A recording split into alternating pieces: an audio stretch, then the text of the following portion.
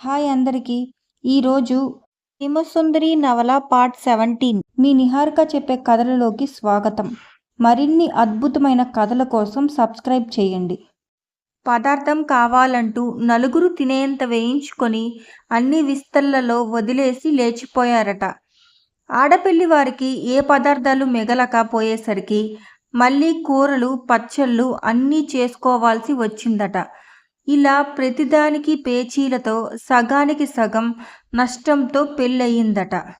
సరోజ తన పెళ్లి ఫార్స్ శశిరేఖ పరిణయం అంత గొప్పదన్నట్లు ఫోజు పెట్టి చెప్పింది. ప్రతి విషయాన్ని ఎంత తేలికగా తీసుకొని చెప్తారు, వీళ్ళకేమనిపించదా అనుకున్న సీత వాళ్ళలా చీటికి మాటికి కయ్యాలు పెట్టుకుంటే ఆ సమయంలో మీరేం చేశారు కుతూహలంగా అడిగింది. నాకు చాలా భయం వేసింది. ఏడుస్తూ కూర్చున్నాను సరోజ చెప్పింది. మగపెళ్లి వారి మీద అసహ్యం కలగలేదా? అసహ్యం ఎలా కలుగుతుంది? మగపెళ్లి వారు కాకపోతే ఆడపెళ్లి వారు ఎక్కడైనా గొల చేస్తారా? ఎదురు ప్రశ్న వేసింది సరోజ. మగపెళ్లి వారైతే మాత్రం ఎంతలో ఉండాలో అంతలో ఉండనక్కర్లేదా? వాళ్ళల్లో ఎవరికీ ఆడపిల్లలు లేరా?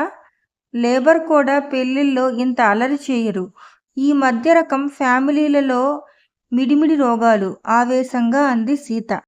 సీత అన్నది సరోజకి అంతగా రుచించలేదు. మౌనం వహించింది. అది గ్రహించిన సీత మరోవైపు నవ్వుతూ తిప్పింది. అక్కడ కూడా చుక్కెదురైంది సీతకి. భర్త అన్న తర్వాత ఎప్పుడో భార్య మీద చేయి చేసుకుంటాడు. అది తప్పేంటి? ఎలా? ఆడజన్మ అంటే ఏమిటి? అణిగిమణిగి ఉండటమే కదా. ఓసారి నా మతి మరుపుతో మా వారికి కోపం వచ్చి చేయి చేసుకున్నారు. తప్పు నాది అని చెప్పిన తర్వాత గాని వారు శాంతించలేదు అంటూ సరోజ చెప్పుకుపోయింది. వీడియోను ఆస్వాదించినందుకు ధన్యవాదాలు. ఇంకా ఎక్కువ భాగాలు చూడాలంటే సబ్స్క్రైబ్ చేయండి. మీ అభిప్రాయాలను కమెంట్లో పంచుకోండి.